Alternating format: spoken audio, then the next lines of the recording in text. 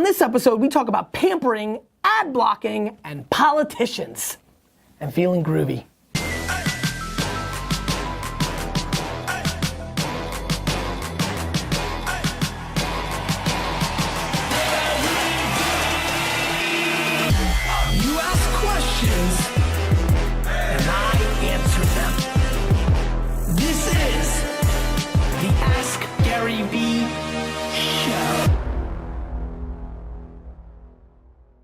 Hey everybody, this is Gary Vaynerchuk, and this is episode 148 of the Ask Gary V Show. Yesterday, D-Rock stumbled hard and created an awkward show, so that was fun. Today, we have a packed house with us, including a new Gary team member, Brittany. Say hello. Hey, Vayner Nation. Brittany comes from the LA office. This is her first day on the team. Gonna work closely with Andy. Excited. I'm pumped. And that's what's going on at Vayner today. Nice day. I'm headed to London. Oh, I have to do my official Jets prediction today. Though there could be an episode tomorrow where I could do it there, but we're not completely firm yet that we're gonna do an episode. What do you think? Safe way to go with the official prediction in this episode? Otherwise, then we'd have a blank spot. Okay. Official prediction at the end of the show. India. Let's get into the show. What? You're supposed to crescendo with me or harmonize or. No, that's not gonna work. You can't fake me up. Take that. Now you don't have questions. Right. So let's just do statements. Susie says, I get tons of emails from politicians begging for money. How would you do better if you ran for president? Hashtag ready for Gary. Yeah, I mean, look, guys, we've addressed this multiple times. If you're new to the show, I will never run for president because I wasn't born in this country, and if I can't have the top gig, I'm not playing the game. How would I do it better? Easy. It's the whole thesis of all 148 episodes of the show. It's all about depth, not width. Nobody's winning the random, I'm gonna blast you with email, give me 20 bucks game, buy my stuff game. The blanketing and hoping and praying versus the depth is the complete misunderstanding of how to sell.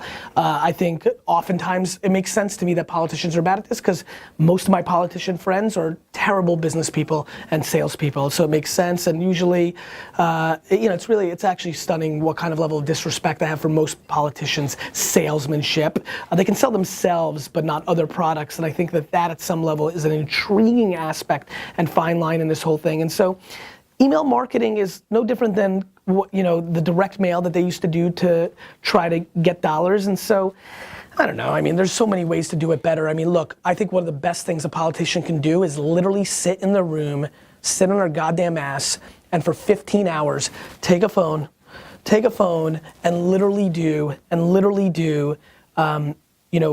Twitter reply videos. Literally search your name, because everyone's talking, and they either love you or they hate you, because if you're neutral, you're in deep crap. And just reply to them and say, no, Rick, that is not my policy, or thanks, Susie, for the support. It's the depth over the width game. So the same stuff that works in selling anything, works in this scenario. And so I think Twitter replies, would be disproportionately powerful. I think Facebook is the most important platform for a politician due to the fact that older people tend to vote, and that I think that Facebook is the holy grail of 45 to 70-year-old reach right now, even better than television. So I would put out a lot of content in that world and talk more about my policies and my thoughts, and more importantly, show the human side of me. I don't know if people have been paying attention, but I believe the last 4 to 5 presidential elections have been completely predicated on a popularity contest, and we're in the entertainment of politics era. Not to get political, but if you just look at all of them, I mean, whether you hate Obama or you hate Bush, these are likable people to those sectors in comparison. We're in complete, and what's going on now, we're in an entertainment mode. And so I would be entertaining if I had that opportunity, because that's what would work. And so that's what I would do. I mean, cold emailing is doing absolutely nothing. It feels completely cold. You just wouldn't do it. Ian asks, Gary, what's your opinion on incorporating curse words into your actual brand and not just the content? Yeah, I think that, look, I think if you're gonna go down a path where you're going to be doing something that you consciously know that a lot of people aren't going to like, whether that is cursing, whether that is before mentioned politics, religion, gender issues, about, race, there are pillars in our society that evoke emotion and have lines in the sand. Cursing is one of them. A lighter version than some of the other things I mentioned, but you have to absolutely weigh the pros and the cons of it. You will turn off a stunning percentage of people by over cursing, and there'll be a smaller sector that is super motivated by it. For me, it's just very simple. Cursing for me is very simple.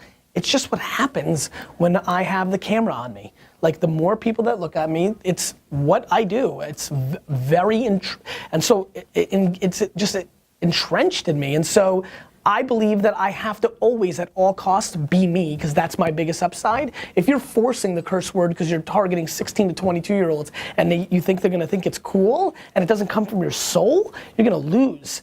But if your cursing comes from your soul, if you are like, this is peanut mother butter, like this is it. Like if that's where you're going with it, then like cool. Like I truly believe that people have a stunning positive reaction to disproportional authenticity. I am an absolute byproduct of it. I've watched as my maturity and comfort zone with it has grown, what it's meant to me. It allows people to, it's just a nice thing. And so if you're authentically there, cool, but like coming from your soul, coming from your heart, not forcing it is the key, regardless of cursing, not cursing. You know how many people do the other side? We don't talk about the other side. You know, I always get talked about being rogue or aggressive or things of that nature. What about the people that are forcing the kindness or the bullshit? Like, that's going on way more. There's way more people forcing the acceptance and approval and following the path than are people. That's why the people that are going the other way have disproportionate anomaly results. So how about that question? How about, India, the people that don't curse when they feel it? I mean, I think that you should just do what feels good, you know? Do what feels right. Yeah, do what feels good and right. Let's go, keep going. You inspired a nation. It's gonna be a huge meme. Minnie says, hustle is good, but often wears us down. Do you ever pamper yourself? Like maybe go in for a pedicure or manicure? Minnie Mouse? No. Minnie. Hoping. Minnie, do I ever pamper myself? Not in the cliche, like I bite all my nails are a disaster. Now that I've been working out for 15 months, Mike makes me do massages because I need them at times, and I like it. It's nice. It's a good thing. No, I'm not really into, not the cliche things. I pamper myself by doing whatever I want at all times, always. So I would call that the ultimate pampering. So that feels good. That to me, I think is, by the way, you know what? That might have been a very interesting moment. If you want to talk about what the best outcome of being a successful entrepreneur, it's that. The money is really fine, the admiration's fine. There's nothing close than knowing that I could just get up right now and just like, you know, that's it. Like, you noticed before, like I slammed India's laptop and she's like, great, you have no questions? I'm like, great, what are you gonna do about it, India? So, you know, like I like that. I like being able to do what I want. I don't know what that just was. If I wanna get up for a second, I'm gonna get up for a second. I think the way I pamper myself is if I do want to, if I wanna turn my 40th upcoming birthday into a family celebration, I can afford to do that. That feels incredible. And so I pamper myself by the experiences, going to London in a couple of hours to watch a Jets game. That's my pampering, doing the things that make me happy. But what, you know, I don't get excitement out of a 2-hour pedicure where I unwind and read gossip, but many people do. I walk around New York City and watch it happen 74,000 times a day. So cool, awesome, do your thing. So, you know, I don't, you know, I'm trying to make my life a pampering moment. It's good stuff, right? Feeling like you should just like always do what feels right. It's just not something I usually say. It just came out. I get it. It felt good at the moment. It does, yeah. Okay, from Brandon. You're gonna be like, free the people. From Brandon. Going to my hippie roots in SF. From Brandon. In SF? You're doing just fine in New York too. No? I said hippie. I don't know. Wait, I'm confused. What's the question? Nothing. I just feel like you're doing good hippie stuff here too. Oh, yeah. Yeah. I see what You said my hippie roots in SF. I mean, Yeah, you that's like- you brought it here too. Historical context. Oh, Andy, what did you say? I brought it with me. I brought it with you. Okay, good. I was just excited that you said something. All right, let's go. It was. I want to hear what it was. Brandon wants to Andy, know. I like Andy. I like Andy's game. Andy is got the game of like, he doesn't talk all the time, but when he says something, it's meaningful. Like I actually, that was a genuine reaction of like, what did you say? Because I actually value the things Andy says because he doesn't say them as often. He's not quiet, he's not a mute, but he talks when he talks when there's stuff to be talked about. I really respect that. I don't have that skill. I don't. India? But you can counteract it with listening. So Well, I'm a tremendous listener. This is the big unknown about me. Steve, it's true. I never said it wasn't. Yeah. India? This is really starting to become like the Z100 morning zoo, like just full characters everywhere. Go ahead. Brandon asks, you don't talk much about ad blocking. With more people doing it, how will small and medium publishers and blogs survive? They'll survive by adjusting to the reality of the marketplace. There used to not be ads, and they would make native content, and soap operas integrated their products into the shows. And the Ed Sullivan Show put a big fat car of Lincoln Town Car that paid for that entire show in it. And Alpo, or whatever that's Alpo's dog food, right? Alpo used to bring out its right. Used to bring out the dog on the Today Show and eat the goddamn Alpo right in front of America. And so, ads, my friends, are just one way to monetize.